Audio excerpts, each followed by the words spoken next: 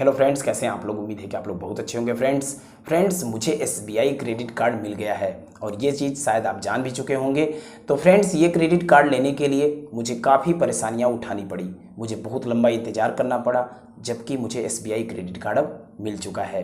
तो ये जैसे ही मुझे कार्ड मिला, मुझे काफ़ी अच्छा फील हुआ और उम्मीद करते हैं कि किसी को भी कार्ड मिलेगा और एसबीआई क्रेडिट कार्ड मिलेगा तो नो डाउट काफ़ी मज़ा आता है। तो ये देख सकते हैं मेरा एसबीआई का क्रेडिट कार्ड, जो कि काफ़ी मेहनत के बाद मिला है। बीपीसीएल का क्रेडिट कार्ड है। मैंने इसी क्रेडिट कार्ड को अप्लाई भी किया था, तो मुझे यही कार्ड मिला भी है। कुछ लोग ऐसा होता है कि अप्लाई कोई कार्ड करते हैं तो उनको मिल कोई और जाता है, तो ऐसा मेरे केस में तो नहीं हुआ है और बहुत कम रेयर केसेस में ऐसा होता है। तो मैं आपको यहाँ पर बताना चाहूँगा कि इससे पहले मैंने कई बार क्रेडिट कार्ड के लिए एसबीआई के अप्लाई किया था, मुझे नहीं मिल पाता था। उसमें कुछ मेजर मिस्टेक हो जाती थी। अब वो कौन सी गलतियाँ होती थी, इन सारी चीज़ों के बारे में आपको बताने वाला हूँ। और अगर आप चाहते हैं एसबीआई क्रेडिट कार्ड लेना तो आपको इसके लिए क्या करना पड़ेगा। जब मुझे कार्ड मिला है तो मैंने किस ट्रिक को यूज़ किया जिससे कि मुझे क्रेडिट कार्ड मिल गया, इन सारी चीज़ों के बारे में इस वीडियो में आपको अच्छी तरह से बताने वाला हूँ। तो सबसे पहले तो मैं आपको यहाँ पर एक चीज़ कहना चाहूँगा कि अगर आप चाहते हैं एसबीआई क्रेडिट कार्ड लेना, एसबीआई क्रेडिट कार्ड को कहाँ से अप्लाई करना है, कैसे अप्लाई करना है, इन सारी चीज़ों को अगर आप जानना चाहते हैं तो इंस्टाग्राम पर मुझे फॉलो करना बिल्कुल मत भूलिएगा।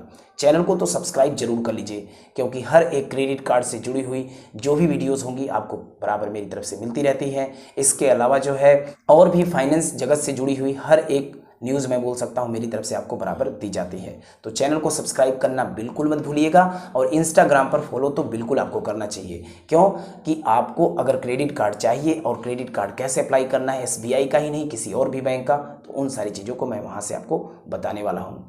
तो फ्रेंड्स, यहाँ पर मैं आपको बताना चाहूँगा कि देखिए, इससे पहले मैंने एसबीआई क्रेडिट कार्ड को कई बार अप्लाई किया था और ये क्रेडिट कार्ड मुझे नहीं मिल पाता था। मैं बोल सकता हूँ वहाँ पर मेरी भी एक बहुत बड़ी गलती थी और जो अप्लाई जहाँ से होता था उनसे भी थोड़ी मिस्टेक हो जाती थी, क्योंकि मुझे कोई इस बात की जानकारी नहीं देता था कि एसबीआई जो है एक फिक्स सिविल स्कोर से नीचे क्रेडिट कार्ड नहीं देता। अगर आपका सिविल स्कोर उसके एक स्टैंडर्ड के हिसाब से है तभी आपको क्रेडिट कार्ड एसबीआई की तरफ से मिलेगा, अदरवाइज नहीं मिलेगा। वह फिक्स स्कोर होता है 750। 750 से नीचे अगर आपका सिविल स्कोर है तो एसबीआई आपको क्रेडिट कार्ड रेयर केसेस में मैं बोल सकता हूं कि एक्सेप्शन होगा कि किसी को क्रेडिट कार्ड मिल जाए, अदरवाइज नहीं मिलता है। 750 से ऊपर ही सिविल स्कोर होना चाहिए अगर आप चाहते हैं एसबीआई का क्रेडिट कार्ड लेना।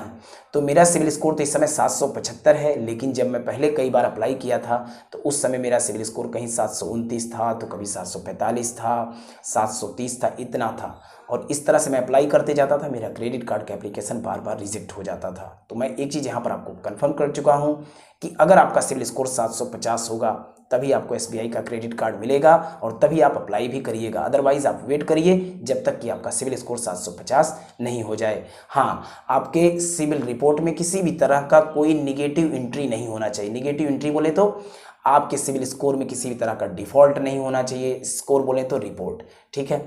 और कोई लेट पेमेंट वगैरह नहीं होनी चाहिए। हर एक तरह से आपकी रिपोर्ट जो है बहुत क्लीन होनी चाहिए, अच्छी होनी चाहिए, साफ़ सुथरी होनी चाहिए और 750 से ऊपर होना चाहिए स्कोर। ऐसा होगा तो आपको कार्ड जरूर मिल जाएगा। अब यहाँ पर बात ये आती है कि मैंने फिर पहले कैसे अप्लाई किया था। तो भाई, मुझे पहले जो अप्लाई मैं किया था वह एजेंट के थ्रू ही किया था, लेकिन सिविल स्कोर कम था तो नहीं मिल पाया। और मैं आपको बताऊंगा कि 9वीं बार मैंने अप्लाई किया एसबीआई कार्ड, तब जाके मुझे मिला है। तो सोच सकते हैं कि कितनी बार, कम से कम 9 बार मेरे सिविल रिपोर्ट में इंक्वायरी गई है एसबीआई कार्ड की तरफ से। लेकिन ये इंक्वायरी जो है ऐसा नहीं था कि बैक टू बैक हर दूसरे तीसरे दिन या बोल सकते हैं हर महीने होती थी, ऐसा कुछ नहीं है। काफ़ी इंतज़ार कर करके ही अप्लाई करता था मैं।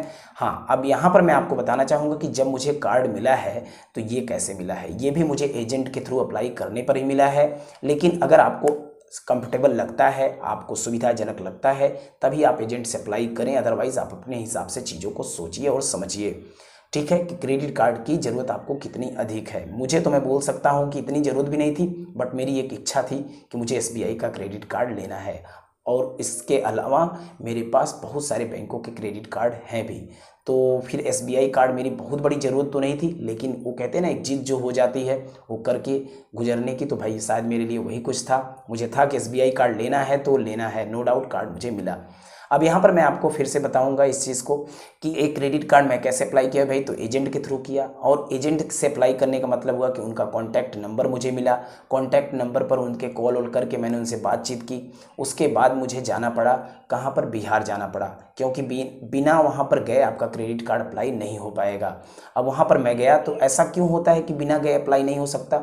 तो भाई अगर आपका area pin code SBI card में लिस्टेड नहीं होगा तो आपको वहाँ जाना पड़ेगा।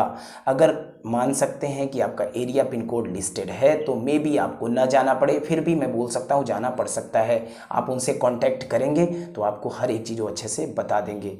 तो उनका कांटेक्ट नंबर अगर आपको चाहिए तो मैं आपको इंस्टाग्राम पर शेयर कर दूंगा, वहाँ से कैसे अप्लाई करना, इन सारी चीज़ों के बारे में आप उनसे अच्छी तरह से बात कर सकते हैं। तो इंस्टाग्राम पर आप फॉलो जरूर करिए भाई। वहाँ जाएंगे जब आप, अगर आपका एरिया पिन कोड लिस्टेड नहीं है तो आपका बायोमेट्रिक होगा, बोल सकते हैं कि आपके आधार नंबर को लेंगे वहाँ पर वो, इसके बाद आपका वह बायोमेट्रिक करवाएंगे।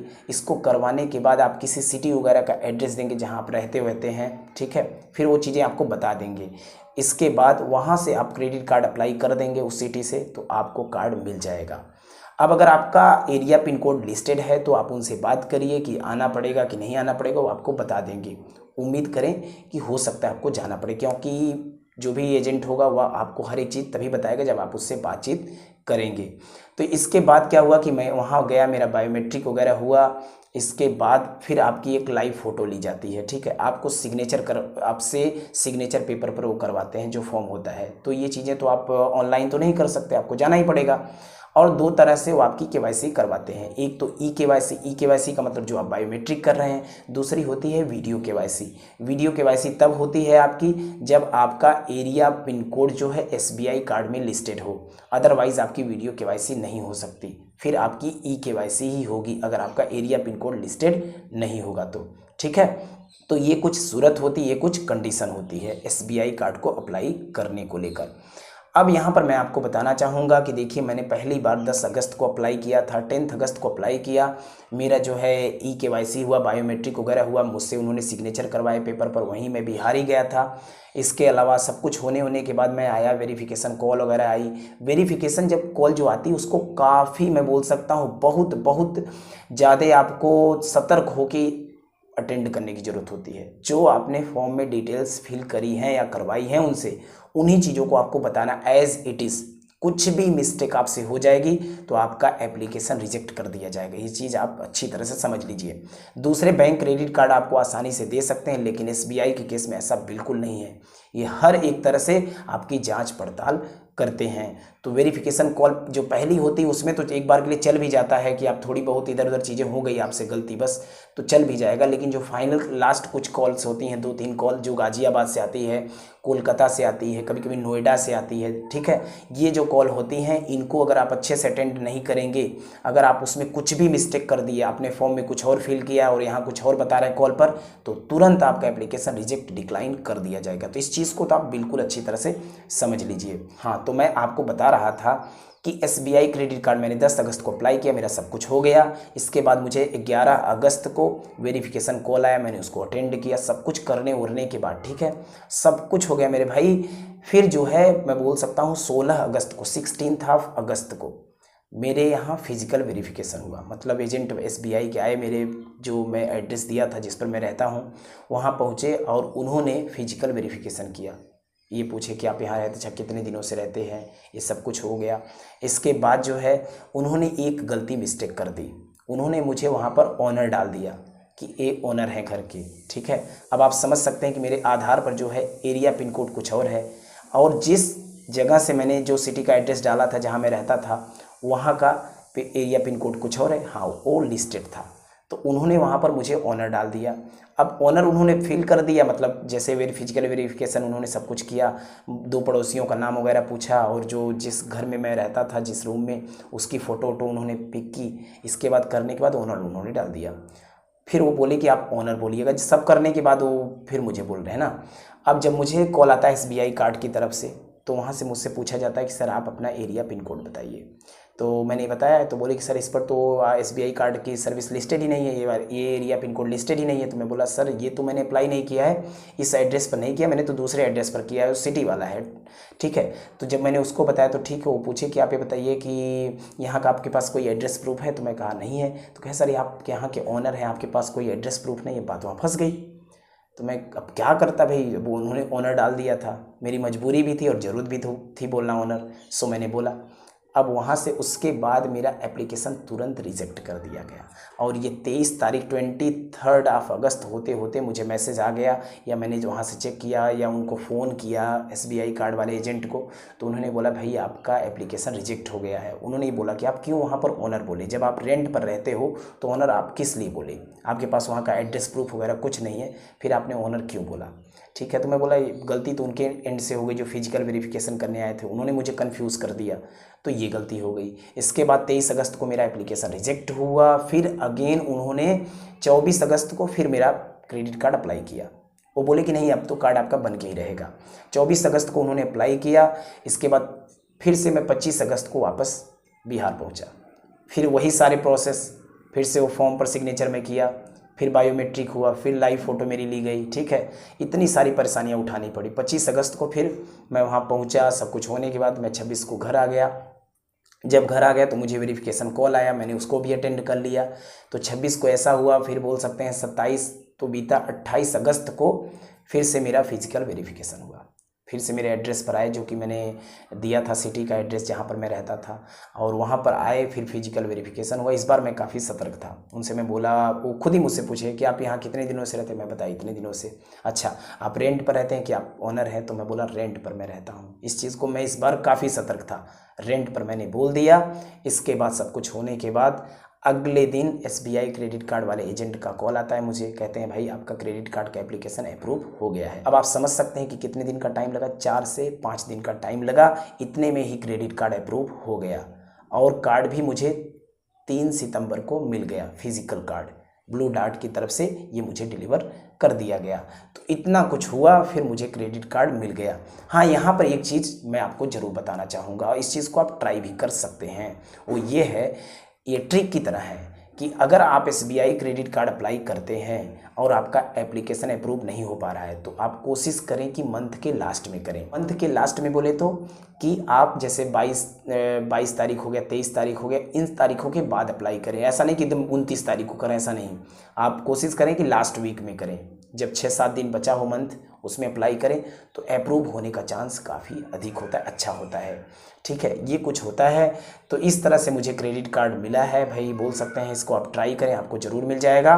और फ्रेंड्स, मैं आपको यहाँ पर बताना चाहूँगा कि इंस्टाग्राम पर ज़रूर फॉलो करिए, वहाँ से मैं आपको बहुत कुछ बताने वाला हूँ। तो चैनल को अभी तक आपने सब्सक्राइब जरूर कर लिया होगा। इस इन्फॉर्मेशन को सुनने के बाद वीडियो आपको काफ़ी अच्छी लगी होगी, ऐसी मुझे पूरी उम्मीद है।